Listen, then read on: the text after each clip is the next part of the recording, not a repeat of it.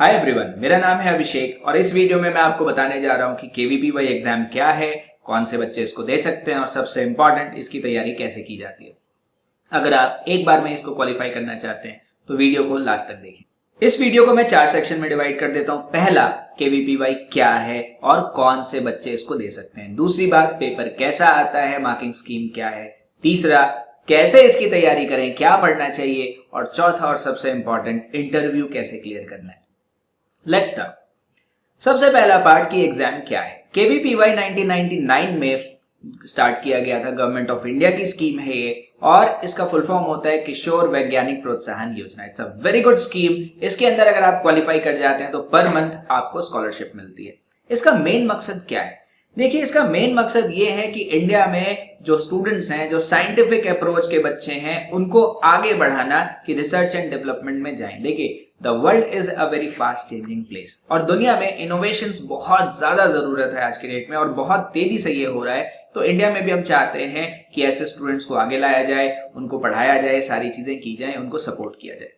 कौन कौन अपीयर हो सकता है? सिर्फ साइंस के स्टूडेंट अपीयर हो सकते हैं। कौन कौन सी क्लास के? क्लास 11th के, क्लास 12th के और फर्स्ट ईयर जो बीएससी में पढ़ रहे हैं वो बच्चे अपीयर हो सकते हैं। पेपर में 3 कैटेगरीज हैं, एसए, एसबी एंड एसएक्स। आप आराम से वेबसाइट पे जाके देख सकते हैं आप कौन सी कैटेगरी में लाई करेंगे। पेपर 2 पार्ट में है। पहला पार्ट है रिटन एग्जाम, जिसको क्लियर करना जरूरी है। जो बच्चे इसको क्लियर करेंगे they are asked for the interview. Interview सबसे इंपॉर्टेंट पार्ट है, लास्ट में मैं उसको एक्सप्लेन करूंगा क्या है। आपको एक बात बता दूं, 11th में अगर आप हैं या 12th में अगर आप हैं तो ज्यादातर बच्चे या तो साइंस स्ट्रीम ले लेते हैं, मैथ्स ले लेते हैं या फिर बायोलॉजी ले लेते हैं। लेकिन पेपर में आपका चारों आएगा, फिजिक्स, केमिस्ट्री, मैथ्स, बायो। अगर आप क्लास 11th के हैं तो इस बात को ध्यान से सुनिए कि आपकी जो बायोलॉजी आएगी वो जनरली क्लास 10th के जो चैप्टर्स हैं उसको आपको ढंग से पढ़ना है। चैप्टर को ढंग से पढ़िए और थोड़ा डीपली पढ़िए, थोड़ा एक्स्ट्रा पढ़िए ताकि आप उसके लिए प्रिपेयर्ड हो जाए।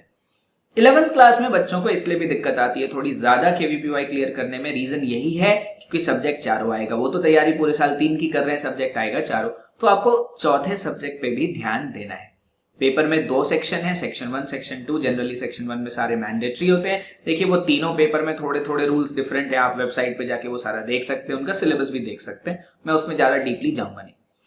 बेसिकली क्या है, सेक्शन 2 के अंदर मार्किंग स्कीम थोड़ी सी अलग होती है। जैसे सेक्शन 1 में अगर हर क्वेश्चन के 1 मार्क मिल रहे हैं तो सेक्शन 2 में आपको 2 मिलेंगे। नेगेटिव मार्किंग लेकिन 1/4 ही होता है। क्या आप इसको मल्टीपल टाइम्स दे सकते हैं? यस, आप 11th में भी दे सकते हैं, 12th में भी दे सकते हैं, फर्स्ट ईयर में भी दे सकते हैं। साल में लेकिन एक ही बार होता है। नवंबर में जनरली होता है। इस साल कोविड की वजह से पता नहीं कब होगा, बट डेफिनेटली वो नोटिफिकेशंस आ जाएंगे। दूसरी बात, क्या पढ़ें? अगर आप केवीपीवाई क्लियर करना चाहते हैं तो आपको क्या पढ़ना है? देखिए, क्या पढ़ना है इसको समझने के लिए आपको ये जानना पड़ेगा कि पहले पेपर होता क्या है, लेवल क्या है पेपर का। तो आप क्या कीजिए, किसी भी वेबसाइट पे जाइए, बहुत सारे वेबसाइट्स हैं, आप प्रीवियस ईयर केवीपीवाई पेपर्स जरूर डाउनलोड कर लीजिए। पेपर डाउनलोड करने के बाद हो सकता है थोड़ा सा आपको पहली बार पेपर देके घबराहट भी होगी। रीजन क्या है कि कुछ क्वेश्चंस ऐसे जरूर होते हैं जिनका लेवल काफी हाई होता है। हो सकता है वो आपके सिलेबस से भी बाहर की चीज भी हो सकती है।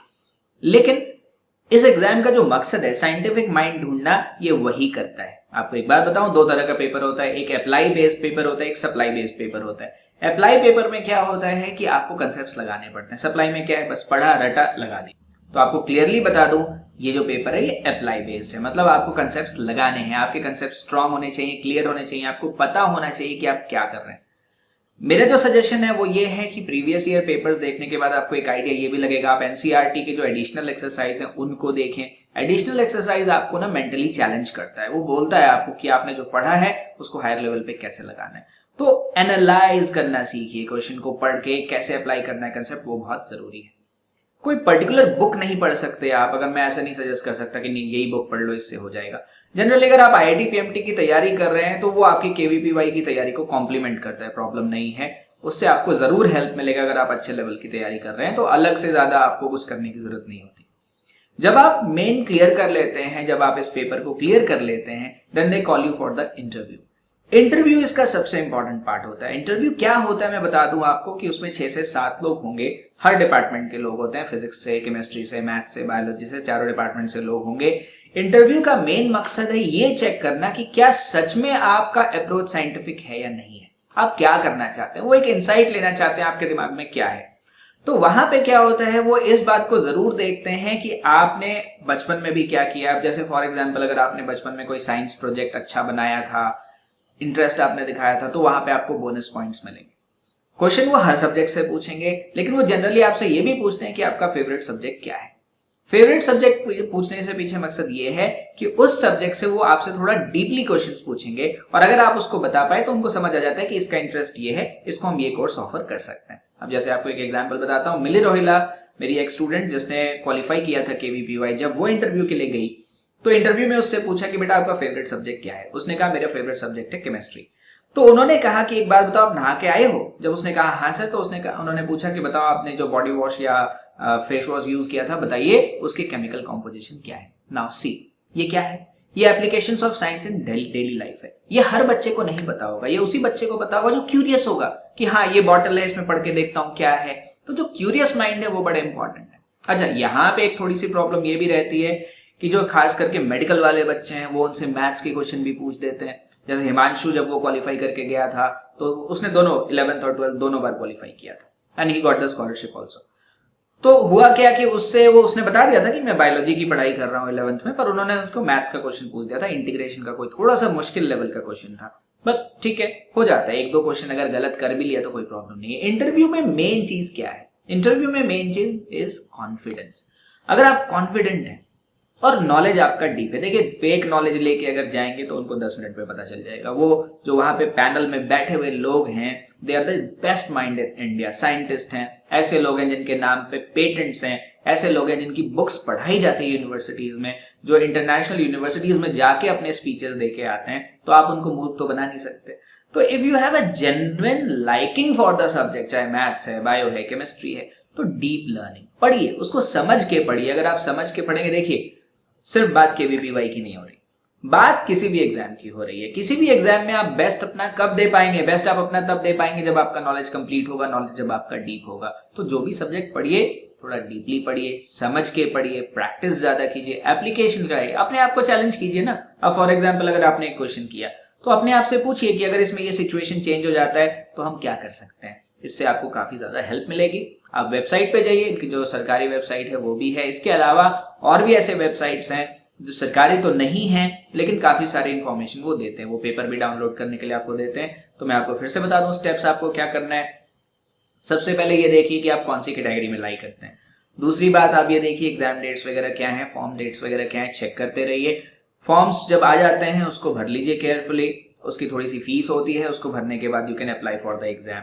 एग्जाम की तैयारी देखिए आपको लंबे समय से करनी पड़ेगी क्योंकि सब्जेक्ट 4 हैं, आप स्किप नहीं कर सकते उसको। प्लस क्लास 10th का जो पार्ट है उसके लिए थोड़ा सा आपको डीपली पढ़ाई करनी है। इसके अलावा क्या है, प्रीवियस ईयर पेपर जरूर डाउनलोड कीजिए। सैंपल टेस्ट होते हैं, कई सारे सैंपल टेस्ट होते हैं। मेन चीज है इंटरव्यू की तैयारी कैसे करें।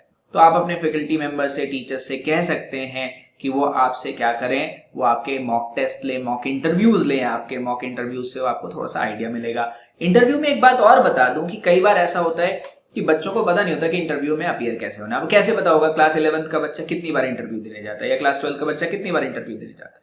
अब ऑब्वियस सी बात है, आप इंटरव्यू देने जा रहे हैं तो आपका ड्रेसिंग सेंस, आपकी प्रेजेंटेशन, ये सारी चीजें देखनी है। अब एक बात बताइए, आप इंटरव्यू रूम में अगर टॉन जीन्स पहन के और वो स्लोगन वाली टी शर्ट्स पहन के स्वैग इज दिस लेके चले जाएंगे तो ऑब्वियस सी बात है इंप्रेशन आपका खराब आएगा।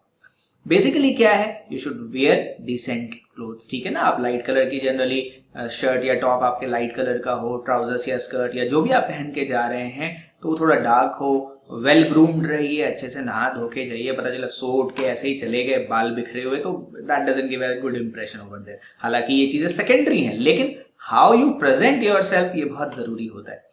फिर से वही कह रहा हूं, कॉन्फिडेंस इज द की। अगर आप कॉन्फिडेंट हैं तो हवाई चप्पल में भी आप इंटरव्यू क्लियर कर लेंगे। अगर कॉन्फिडेंट नहीं है तो 3-piece सूट में भी आप कुछ नहीं कर सकते। तो बेसिकली क्या है, और कॉन्फिडेंस कहां से आएगा बच्चे? कॉन्फिडेंस आएगा नॉलेज से। तो focus on knowledge, focus on technique, focus करिए जो रियली मैटर करता है। फोकस करिए उस चीज पे जो रियली मैटर करता है, you will be able to qualify. अगर आपसे और भी कोई क्वेरीज हैं कमेंट सेक्शन में आप पूछिए मुझसे। अगर मैंने कोई चीज स्किप कर दिया है तो वो भी मुझे बताइए, I will try to cover it again. Thank you, thanks for watching.